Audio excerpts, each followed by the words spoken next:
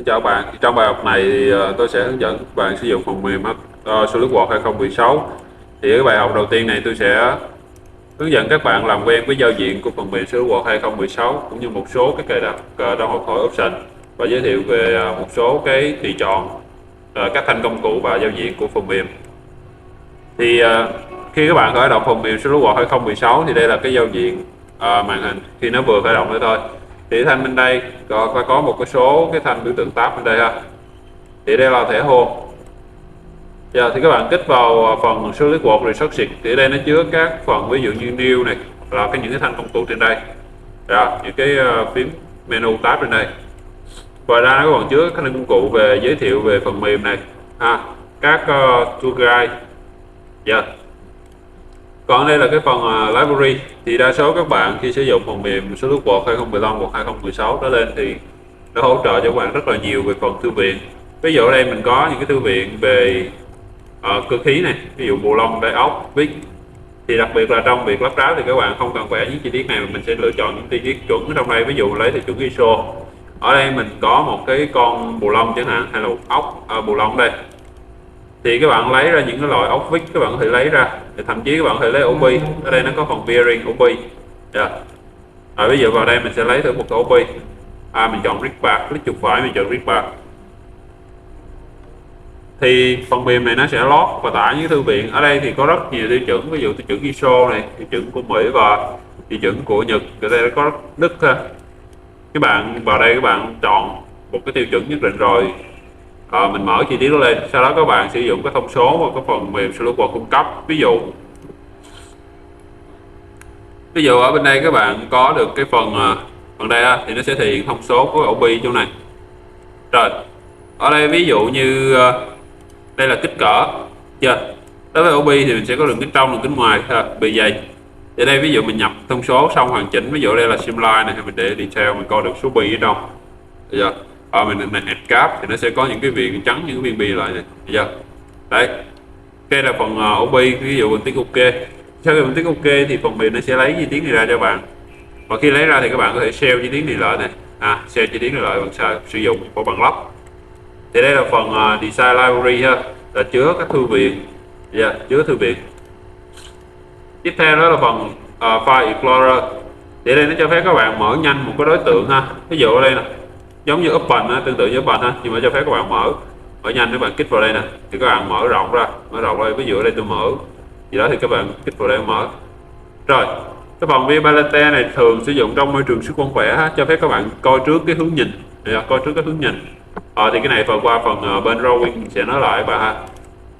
Rồi đây là cái phần appearance and icon, tức nghĩa cho phép các bạn là gắn màu ha, gắn màu biểu thị á. Tức nghĩa khi các bạn hiển thị màu sắc của đối tượng thì các bạn hãy gắn vào đây, và các bạn chọn màu theo vật liệu đây. Ví dụ đây là Arctic Vital đây, ví dụ Vital ha, nhôm đây, được chưa? Thì đây mình sẽ gắn màu vật liệu vô. Ở đây ví dụ mình gõ một chi tiết new này.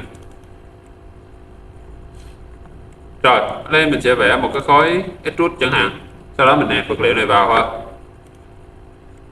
Đây ví dụ mình cho vẽ một cái hình chữ nhật kiểu này ha, mình nâng nó lên thành khối.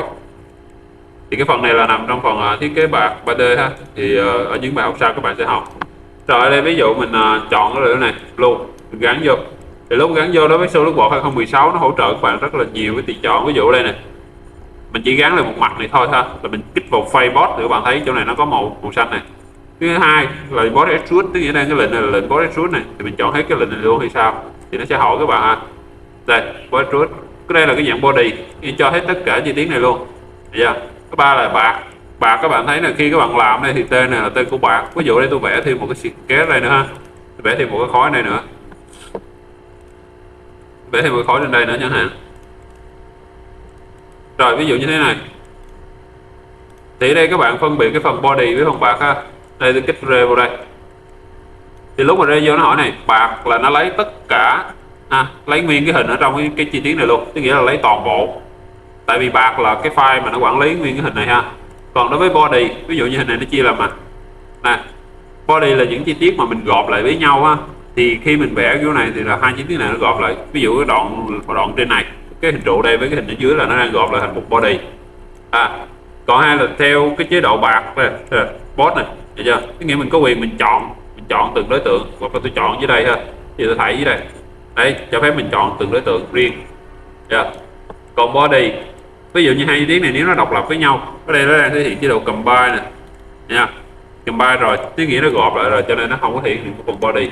Thì body nó khác với bạc ở chỗ này ha, bạc là tất cả chi tiết, còn body là chứa một chi tiết trong phần trong đây thôi. Rồi đây là về phần appearance ha. Custom property trong này chứa một số cái cài đặt, khi các bạn mở file thì nó sẽ có một chứa cài đặt, ở đây mình chưa mở.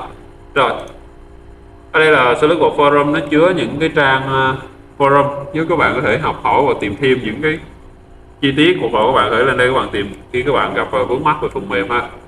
Rồi các bạn kích chuột ra vào đây để thu nhỏ lại. Tiếp theo là để vào phần giao diện của SolidWorks 2016 là các bạn click vào file này, các bạn chọn new, hoặc các bạn kích vào new ở chỗ này luôn ha, new, và nhấn Ctrl N cũng được, được chưa? Đây nè, nó có new và Ctrl N. Đấy, các bạn kích vào đây thì SolidWorks khi các bạn new thì nó sẽ có 3 phần chính, đó là phần bạc này, assembly và drawing. Thì chứ trong môi trường bạc đối với SolidWorks 2016 nó có tích hợp luôn phần assembly và drawing trong đó luôn, để các bạn có thể mở môi trường bạc lên và đồng thời mình có thể là chuyển sang môi trường lắp ráp và xuất bản vẽ trực tiếp trong môi trường bạc này luôn cũng được. Và đây là một số tính năng hỗ trợ nổi bật của SolidWorks 2016 á. Thì đây là cái phần new của SolidWorks, được chưa? Rồi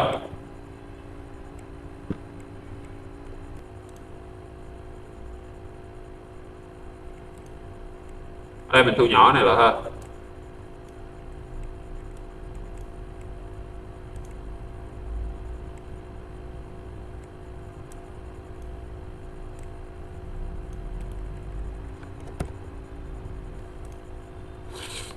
Thì đây là cái giao diện chính ở trong môi trường bạc của SolidWorks 2016. Ở đây nó có phần này Make Drawing ROM bạc, nghĩa cho phép bạn từ chi tiết này mình xuất ra bản vẽ luôn, hoặc là Make Assembly ROM bạc, nghĩa từ chi tiết này mình lắp ráp luôn, lắp ráp trực tiếp trong môi trường bạc này luôn cũng được. Ở đây thì các bạn lưu ý, đây là cái phần thanh Feature Manager Design Tree. Thì đây nó chứa tất cả những cái lệnh mà các bạn vẽ ha. Khi ví dụ giống như nãy mình vẽ phần extrude á, nó sẽ hiển thị lệnh ở đây. Ví dụ đây mình vẽ một cái phần extrude đây, thì phần ở đây là cho phép các bạn quan sát những cái lệnh mà các bạn vẽ.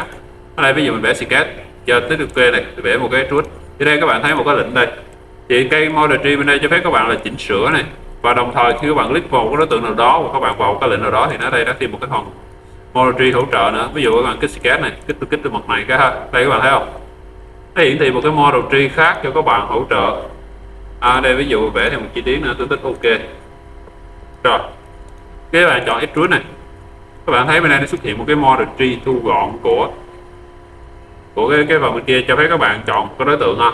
Đây ví dụ chẳng hạn, thì đây các bạn hai model tree này hỗ trợ các bạn trong việc các bạn tùy chọn nhanh á, và đồng thời cho biết các bạn quản lý được cái lệnh và thứ tự các bạn vẽ. Ở đây ví dụ phần mềm SolidWorks 2016 nó sẽ có 3 cái mặt phẳng chính á, và bình thường thì khi các bạn mở lên thì nó không có hiện. Đây nó sẽ có 3 cái mặt phẳng chính trong này ha. Đây mình xóa đi sketch đi. Rồi đây là 3 cái mặt phẳng chính của nó. Để hiện thì các bạn nhấn shift chọn hết 3 đứa này và các bạn kích vào biểu tượng hình con mắt show. Thì đối với SolidWorks 2016 thì cái biểu tượng show với 2 là hình con mắt á, còn đối với biểu tượng 2015 là hình mắt kiến á, mình show lên.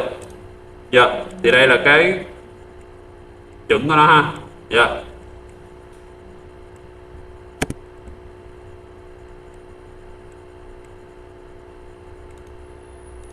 Đây 3 cái mặt room lane, try lane và top lane, đây là 3 mặt phẳng chuẩn của nó.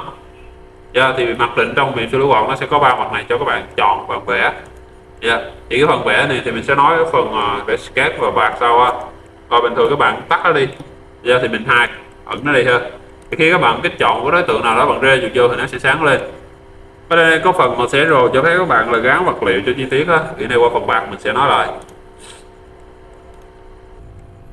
Rồi cái vấn đề kế tiếp đó là về vấn đề về đuôi file ha. Thì ở đây khi các bạn vẽ bằng môi trường bạc, cái đây các bạn thấy chủ yếu nó có 3 môi trường thôi, bạc, assembly với drawing.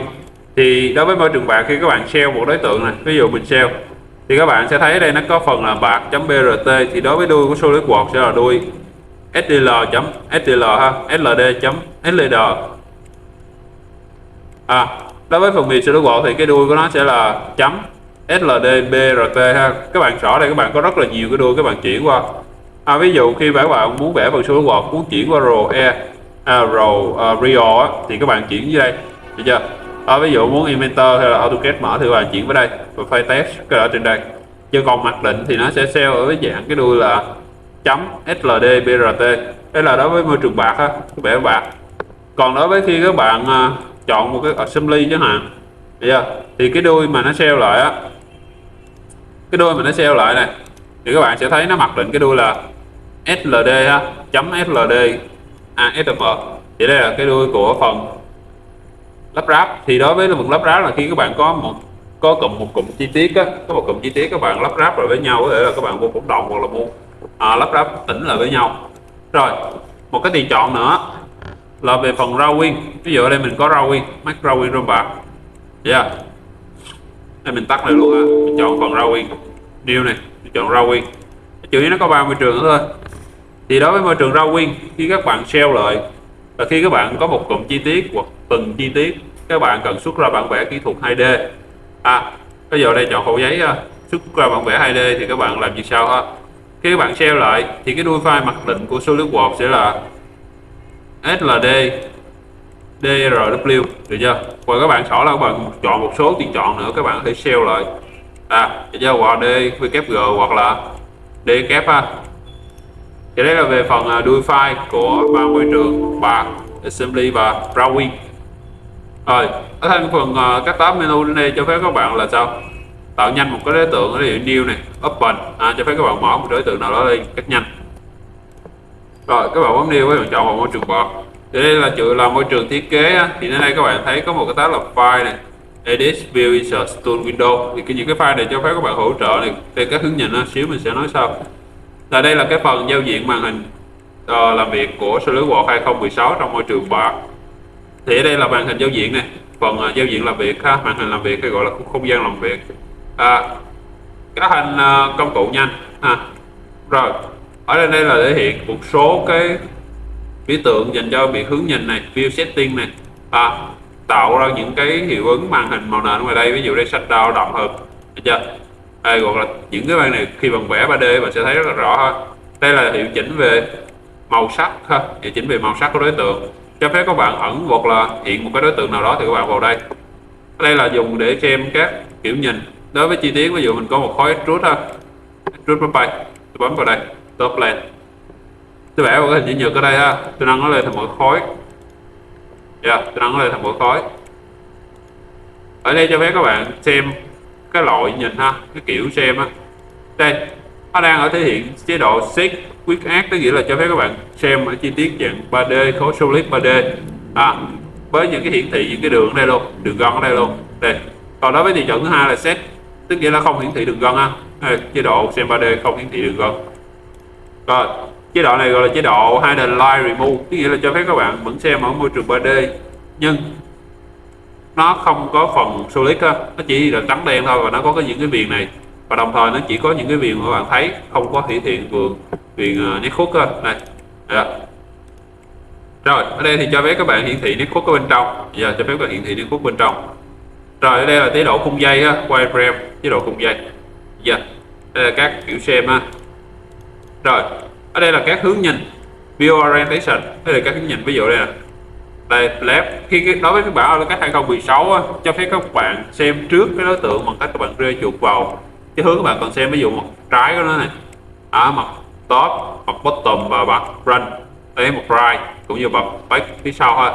Thì nó sẽ tương ứng với những cái phím control bên đây. Tôi ví dụ tôi nhấn control 1, đây control 2, control 3, control 4, control 5, control 6, control 7 và cái control 8 là cái control các bạn thường dùng nhất, đó là xoay về hướng chiếu vuông góc normal tool. Đây là control 8 normal tool. Đây là hướng chiếu các bạn thường sử dụng nhất. Ở dưới đây nó có phần isometric cho phép xem hướng nhìn 3D ha. Đây hướng 3D, chưa? Đây xem cái kiểu 3D này. Đây T-metric và đây T-metric ha. Thì cái phím tắt để các bạn tạo cái hướng nhìn này, một các bạn click vào đây, hai các bạn nhấn phím phần trắng trên bàn phím nó cũng hiện là các bạn orientation và mình chọn.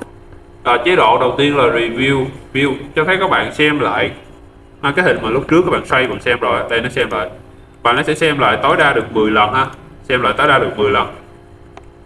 Cái thứ hai là bạn tạo new view, thì bạn kích vào new view này, cái hướng của bạn đang xoay gì biết không, thì bạn tạo một cái view name mới, ví dụ cái hướng là A thì ok, thì trong đây nó sẽ xuất hiện một cái hướng là A này, ví dụ một hồi tôi xoay cái cục này cho khác thôi. Rồi các bạn xỏ này ra, các bạn chọn hướng nhìn A thì tự động nó xoay về hướng nhìn mà bạn cài đặt, đó gọi là new view. Đây, thứ ba đó là cái chế độ update standard view ha. Khi bạn kích vào đây á thì bạn chọn cái standard view mà bạn có lúc trước rồi á, thì bạn update nó lên, được chưa? Rồi thì cái đó các bạn ít sử dụng ha. Reset standard view á, yes, đưa về cái chuẩn standard view ban đầu là isometric. Rồi đây là về view.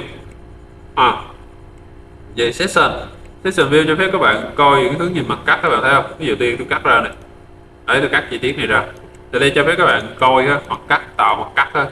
Rồi cái này là mình lúc nãy mình có nói rồi ha, và cái lệnh tắt nó là Ctrl Shift cộng Z ha, review view. Rồi đây là zoom, này là zoom theo kiểu là từng khu vực ha. Ví dụ tôi muốn coi góc nhỏ này có gì thì chỉ cần zoom ở đây thôi, và giữ chuột trái ha, giữ chuột trái quét đó thì tôi zoom cái góc nhỏ này thôi. Còn đây là chế độ zoom fix, tức nghĩa là zoom tràn màn hình ha, zoom toàn màn hình, đưa chi tiết về vừa đủ màn hình.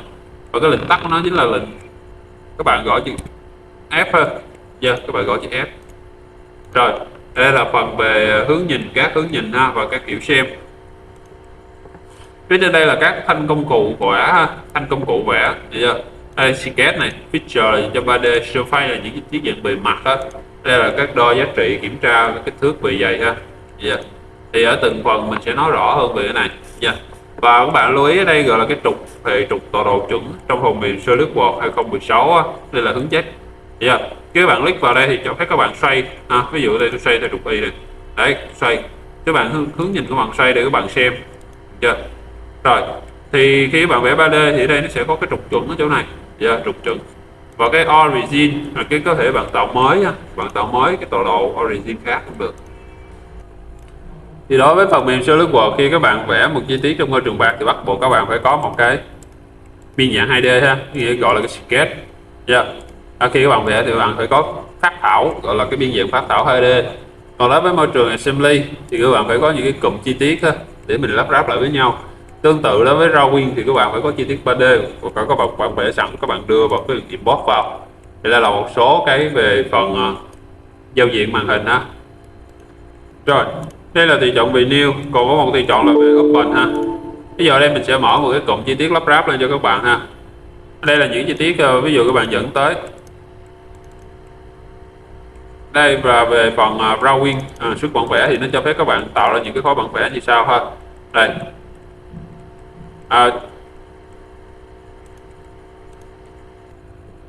đây là về phần môi trường bạc, ví dụ đây open cái bạc lên ha, thì đây là phần môi trường thiết kế 3D bạc, thì cho phép các bạn thiết kế những chi tiết kiểu này, cho phép các bạn thiết kế 3D. Rồi tiếp theo đó là về drawing, drawing thì cho phép các bạn xuất bản vẽ ha, xuất bản vẽ đây, tạo thành những cái bản vẽ 2D, bản vẽ kỹ thuật 2D. Còn đối với phần assembly thì cho phép các bạn lắp ráp thành một cụm ha. Rồi assembly các bạn open ha, thì đối với assembly cho phép các bạn lắp ráp thành một cái cụm, đây, cho phép các bạn lắp ráp thành một cụm. Ở đây sẽ có nhiều cái bạc nhỏ lắp lại với nhau, ví dụ đây mình lắp một phần ở đây, nhiều bạn nhỏ bạn lắp lại với nhau. Thì đây là về 3 phần chính trong môi trường làm việc của SolidWorks 2016 á. Rồi ở đây ví dụ đây tôi sẽ mở một bản vẽ, ví dụ tôi open ha, tôi mở một bản vẽ chi tiết, thì đây tôi mở cái chi tiết này. Ở đây ví dụ tôi mở cái chi tiết, tôi có chi tiết như thế này ha. Ở đây cái phần window cho phép các bạn xem, bố trí kiểu xem đây kiểu single view, nghĩa là chỉ có một màn hình chính thôi. Đây là kích vào đây là two view, nhưng mà nếu chia làm hai màn hình này. Và hai chi tiết này đang là top thì là setup run, nghĩa cho phép các bạn xem trước cái hướng chiếu. Đồng thời các bạn chọn vào đây, các bạn chọn từng chi tiết rồi, các bạn di chuyển. Rồi, thì các bạn di chuyển, thì đây là các hướng chiếu nhìn ha. Ở đây các bạn có thể chọn viewport, cái hướng chiếu nhìn này, ví dụ đứng thì là đây là gì? Hình chiếu đứng và hình chiếu cạnh. Giờ khi bạn di chuyển hai chi tiết. Cái tiếp tục các bạn vào window này, tương tự như vậy thì sẽ có ví dụ for view. Đây, hình chiếu đứng, hình chiếu bằng, hình chiếu cạnh và hình chiếu trục đo ở đây. Đây nó sẽ có luôn hình chiếu trục đo. Đây, Đây chiếu reference cho phép các bạn tùy chỉnh theo cái chế độ view đây. Ví dụ đây chịu isometric á, nó sẽ coi bạn coi hướng trước. Đây là kiểu 4 kiểu xuất các bạn coi trước. Rồi, đây là về viewport, đây là new window, mình tạo một cái cửa sổ làm việc mới ha. Còn đây là các kiểu bố trí khi làm việc, đó, kiểu bố trí này, yeah. Đây các kiểu bố trí khi các bạn làm việc ha. Đấy, các kiểu bố trí ha.